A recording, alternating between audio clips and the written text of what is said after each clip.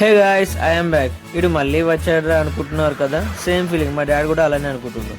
So ఈరోజు అయితే చెరువుకి స్టార్ట్ అయిపోయాం. ఎందుకంటే అక్కడ మంచి వయసులో ఉన్న కొరమట్లు అయితే పడుతున్నాయంట. సో అవి మీకు చూపించడానికి నేనైతే చెరువు దగ్గరికి వచ్చేసిన.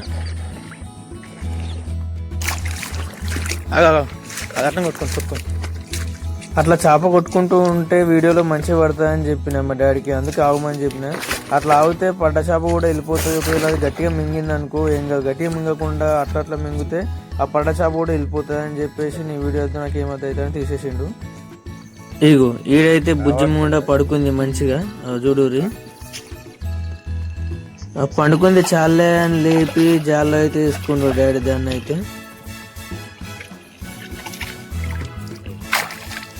ఈ కొర్రమట్ట మాత్రం మామూలుగా లేదు. ఈ కొర్రమట్ట మాత్రం వయసుకి వచ్చిందని చెప్పొచ్చు. చూడు, చూస్తేనే తినాలనిపించేస్తుంది. మీరు కావాలంటే చూడు దాన్ని ఒకసారి.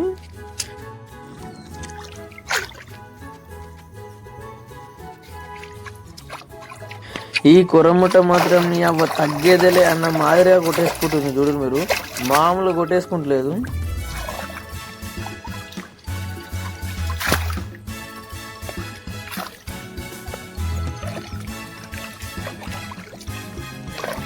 వేసుకోండి జాలి వేసుకోండి.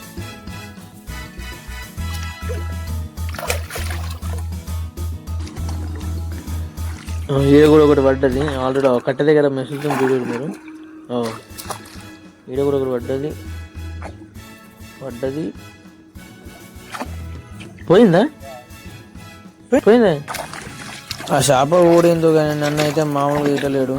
ఓ పని చేసినాడు, పనికి వచ్చినాడుగా వీడియోలు తీసుకున్నాడు. వీడియోలు చేపలను కూడా కొట్టుకుంటాను కూడా తిట్టిండు. సో మనకి ఇవన్నీ మామూలు. ఎన్ని తిట్టినా సరే మనం వీడియోలు తీసి మాత్రం ఆపకూడదు బిడ్డలు.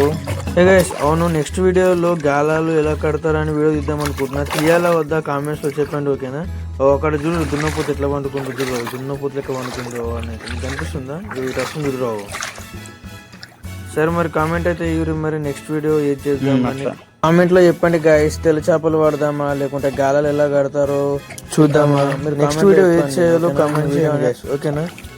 ఇది మాత్రం మామూలుగా కొట్టేసుకుంటలేదు, అప్పటి నుంచి ఒకటే మాదిరిగా కొట్టేసుకుంటూనే ఉంటుంది. అక్కడ చేప మాత్రం మరీ క్లియర్గా ఏర్పడుతుంది గైస్. మీరు చూడండి ఒకసారి, అక్కడ మీరు రివైండ్ చేసుకొని మరీ చూడరు. మరీ అంటే మరీ క్లియర్గా ఏర్పడుతుంది.